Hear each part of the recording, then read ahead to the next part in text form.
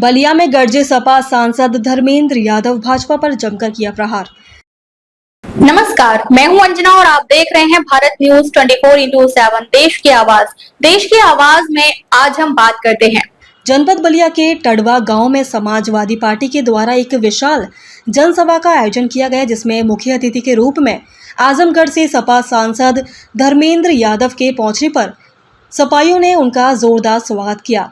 सपा कार्यकर्ताओं ने समाजवादी पार्टी जिंदाबाद, धर्मेंद्र यादव जिंदाबाद आदि नारों के साथ मंच पर आते ही फूल मालाओं तथा गुलदस्ते आदि भेंट कर उनका खूब स्वागत और सम्मान किया। टडवा गांव के मंच से उन्होंने भाजपाइयों पर जमकर प्रहार किया। समाजवादी पार्टी से निष्कासित विधायक पूजा पाल ने विगत दिनों कहा था कि हमारी जान को सपाइयों से खतरा है। उस बयान के बारे में धर्मेंद्र यादव ने कहा कि हमारे प्रदेश अध्यक्ष श्यामलाल पाल ने देश के गृह मंत्री को पत्र लिखकर ये मांग किया है कि गृह मंत्रालय की इसकी जांच कराकर तस्वीर साफ करे कि आखिर पूजा पाल को किससे जान का खतरा है। केंद्र और प्रदेश दोनों ने भाजपा की सरकार है। गृह मंत्रालय को इसकी जांच करके रिपोर्ट सार्वजनिक करनी चाहिए। मोदी और योगी जी को इसकी जांच कराने के साथ साथ पूजा पाल को भरपूर सुरक्षा भी प्रदान करना चाहिए।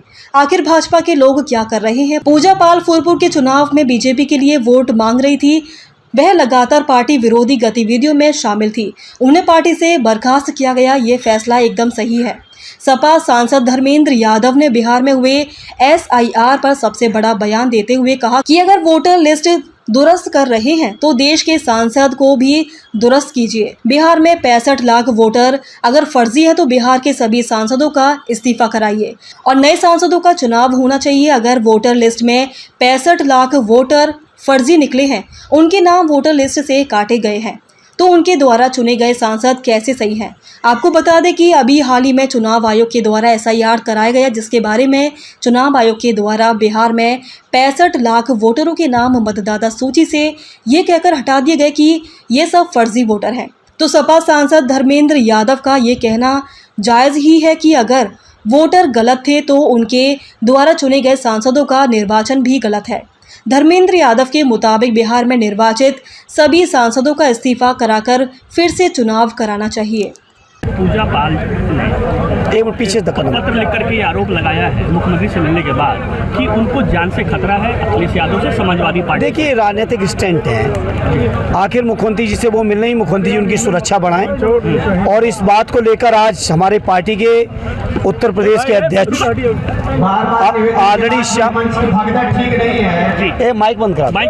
आदरणीय श्यामलाल पाल जी ने पत्र लिखा है केंद्रीय गृह मंत्री जी को कि पूजा पाल जी को किनसे खतरा है, इस बात की जांच कराएं, और जांच कराने के साथ उनको जो सुरक्षा जरूरी है, केंद्र में भी भाजपा की सरकार है, प्रदेश में भी दी जाए।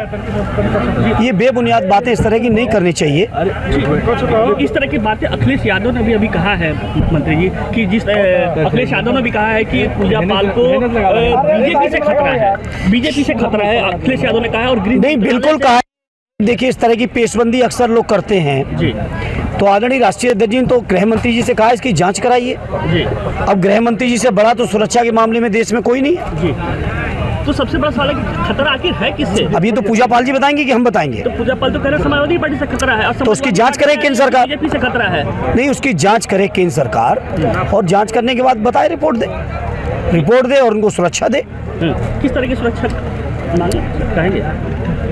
भाई, क्या बात कर रहे हैं आप कह रहे हो कि सुरक्षा की बात की, मैं कह रहा हूँ सुरक्षा दे केंद्र सरकार, उनको प्रदेश सरकार सुरक्षा दे। पूजा पाल को बर्खास्त करने का फैसला क्या है? जल्दबाजी माना गया या फिर सही फैसला है? आप लग रहा बीजेपी से मिलके आए हो।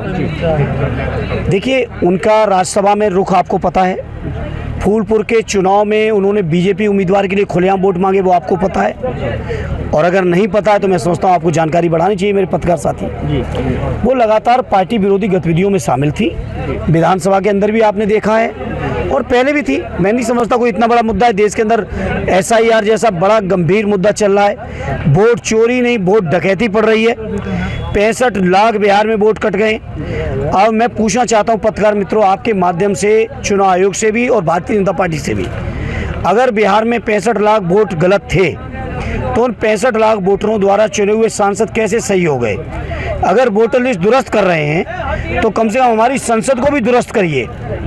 उन सांसदों से इस्तीफा कराइए और नए सांसदों का चुनाव होना चाहिए। चूंकि वोटर लिस्ट वो गलत थी तो वो सांसदों का निर्वाचन भी स्वाभाविक तौर पे गलत था।